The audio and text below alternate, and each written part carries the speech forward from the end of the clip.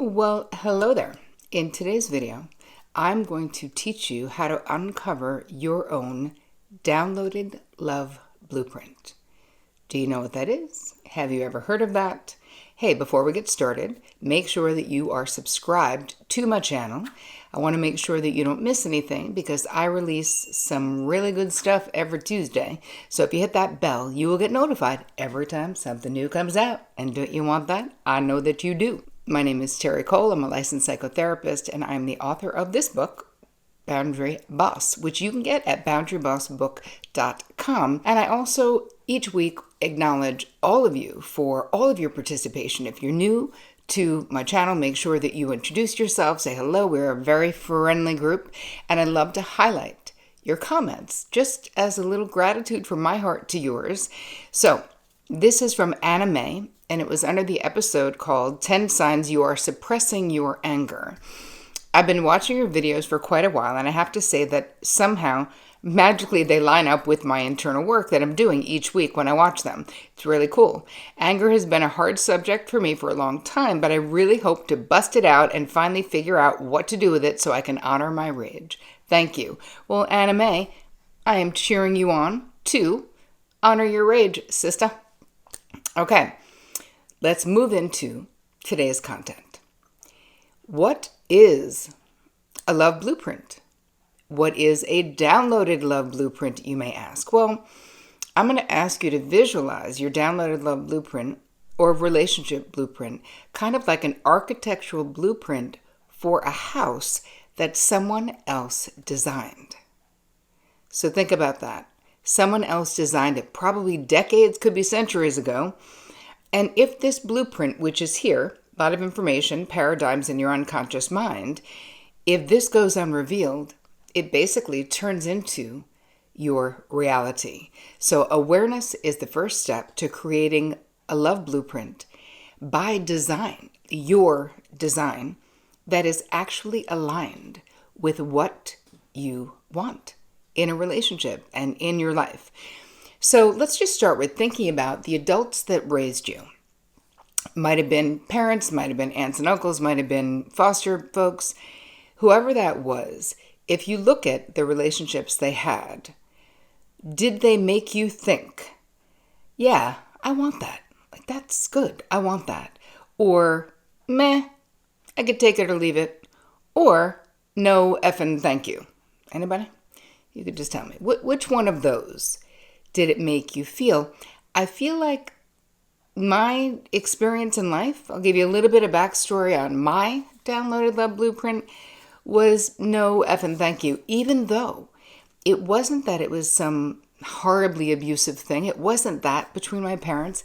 It was just dysfunctional, right? It was a very traditional at the time marriage.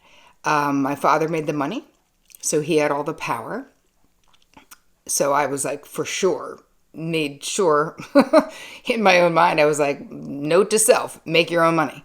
And that was really my mother's covert and overt message was get an education. My mother actually got pregnant when she was in college. She was a freshman in college when she got pregnant with my oldest sister. And neither one of my parents came from any money. They were both poor.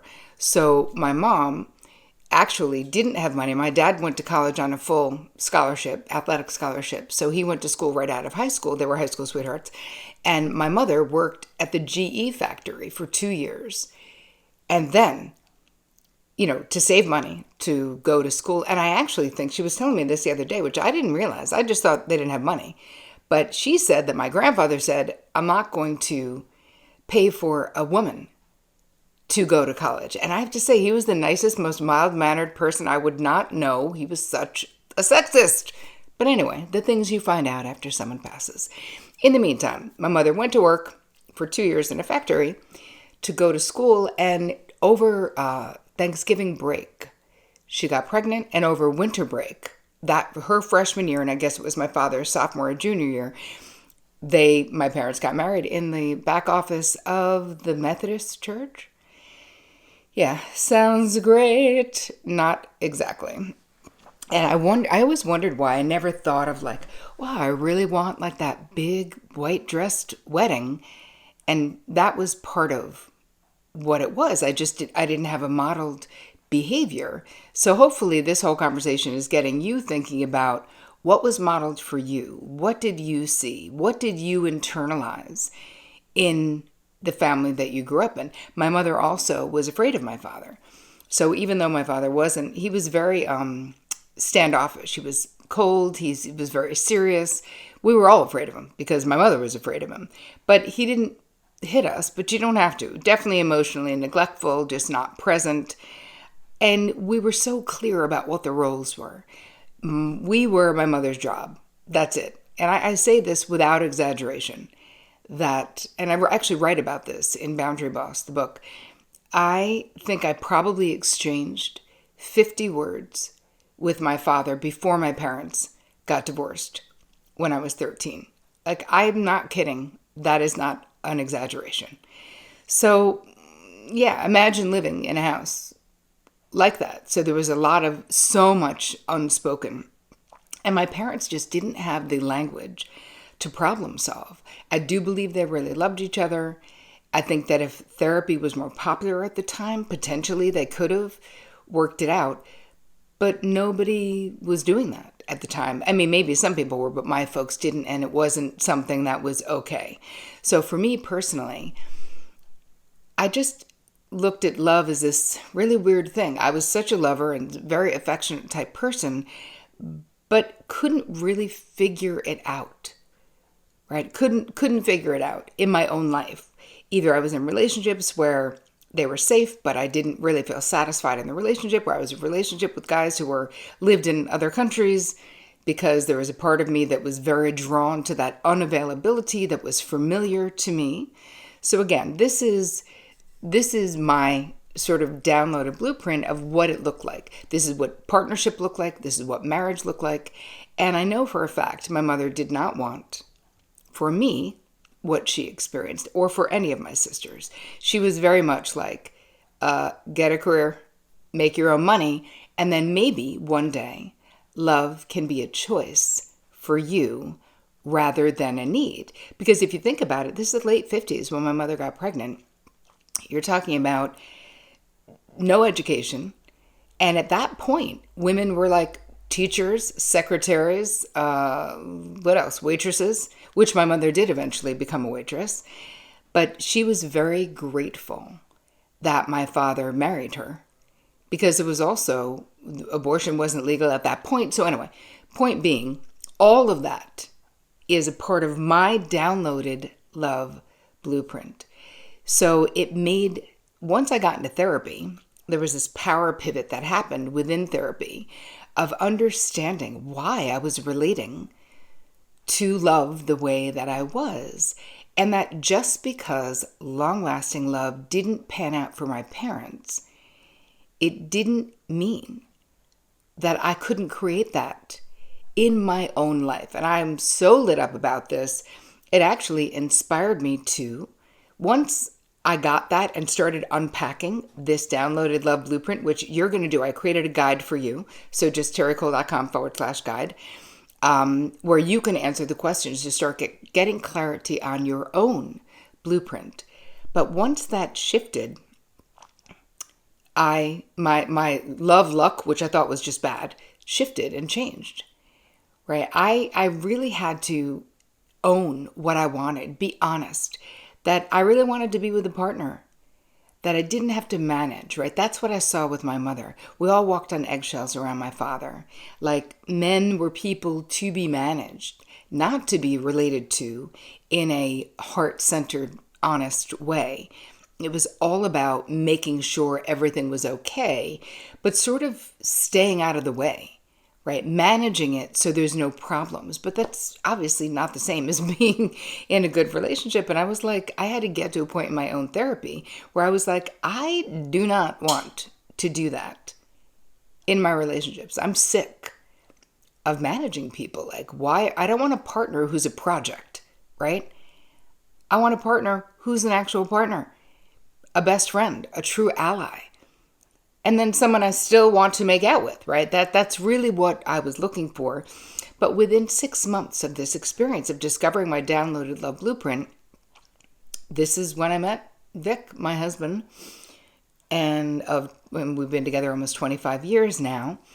But it's like he waltzed into my life when my love vibe sort of changed.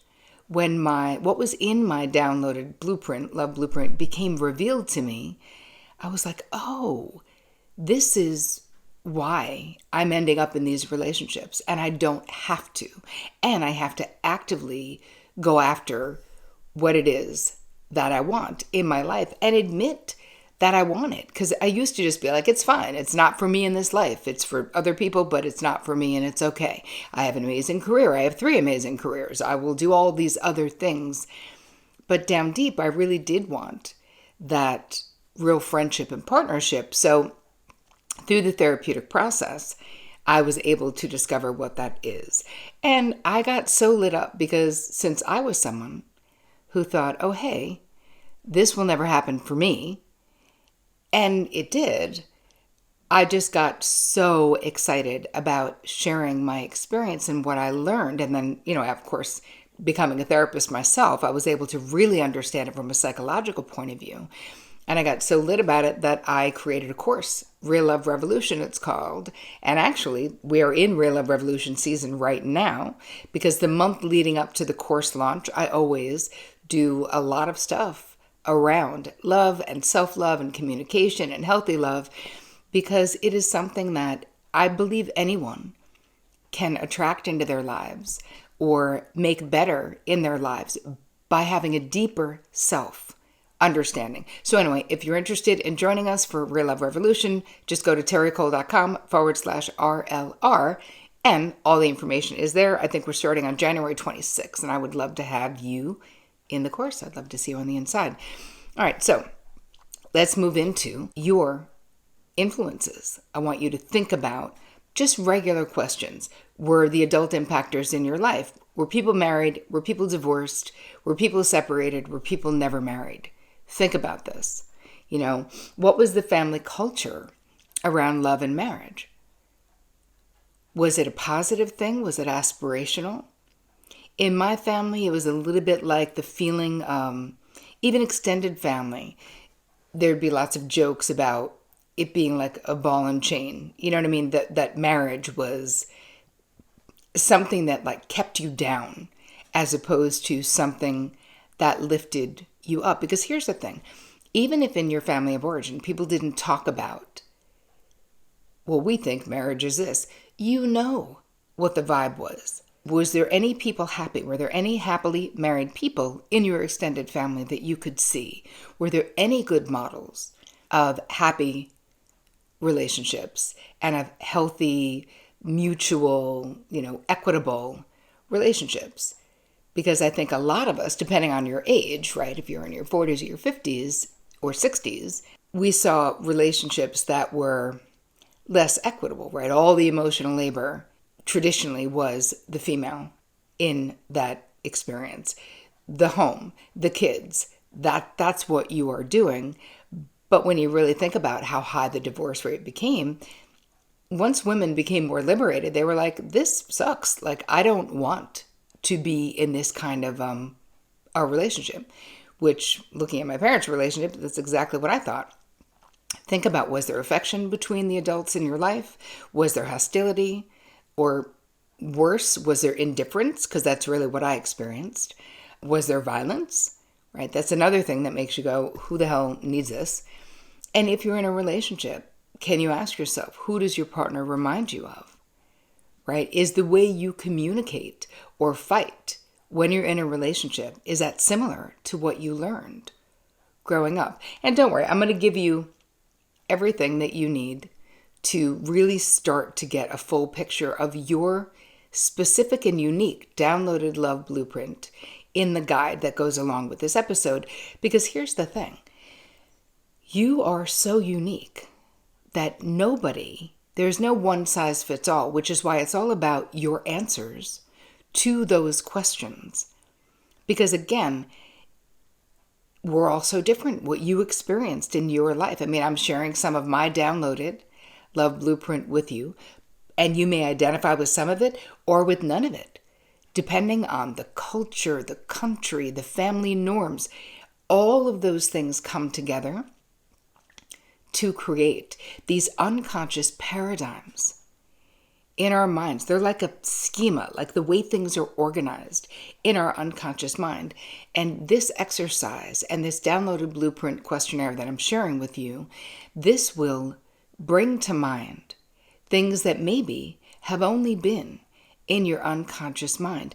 Once they come up, so much of the time when I would reveal things from my own unconscious mind, or clients would say, wow, that seems so obvious. Why didn't I see it? But part of it is because this is, when you grow up a particular way, that is what we think is normal. Sometimes you might go the other way and go, I hated the relationship that the adults in my life had. I'm going the exact opposite. I will be someone, if you grew up in a household that had excessive fighting, let's say, you might go into a relationship where you're like, I will avoid fighting at all costs. I don't care what I have to do to not have conflict. I will do that. But that's the other extreme, right? So we don't want the pendulum swinging all the way the other way. We want an integrative experience with mindful choice around what kind of a relationship we want. And all we can do is control ourselves, right? We need to understand ourselves before we can make those changes, because you are exactly the way that you are for probably 1,000 incredibly good reasons right now in your life and in your romantic life and in your relationships. But understanding, when we start to reveal the downloaded blueprint, what are the experiences you had as to why you relate to love the way that you do, this starts to create choice. You can honor those experiences. Some of those experiences that create this blueprint were really painful. So it's important, and I'll give you some prompts. You'll write about them because we need clarity on why we are the way we are before we can change anything, right? You guys know this. Awareness is always the first step to any kind of transformation. In the course itself, in Real Love Revolution 2022, where I'm walking you through this in a very deep and intimate way, because it's a 12-week virtual course of a deeper self-understanding. And then we move into making whatever changes that it is that you want to make. But so much of this has to do with knowing yourself and then prioritizing how you feel, what you think, and what you want. Because in order to create epic love in your life, you have to have an epic love relationship with yourself. No one else can love you enough to fill that hole that only self-love can fill. And I think that self-love is a concept that is so amorphous. People are like, just love yourself more, as if anyone knows what that means. I do, though. And I walk you through it. Self-love is about your daily actions. It's about having good boundaries. It's about effective communication, right? That is, self-love is a way of life as opposed to a feeling only, because it's our actions that we take when we really hold ourselves in high regard that then create the opening for relationships for others to do the same. So I would love to know what you think about this episode. If you want to join us, this is open for everyone in Real Love Revolution 2022. Just go to terricole.com/RLR. I'm so excited. I cannot wait to spend 3 months with you, because that's basically what it is. And drop your comments and your thoughts about this. I want to know what you discover in your downloaded love blueprint. I hope you guys have an amazing week. And as always, take care of you.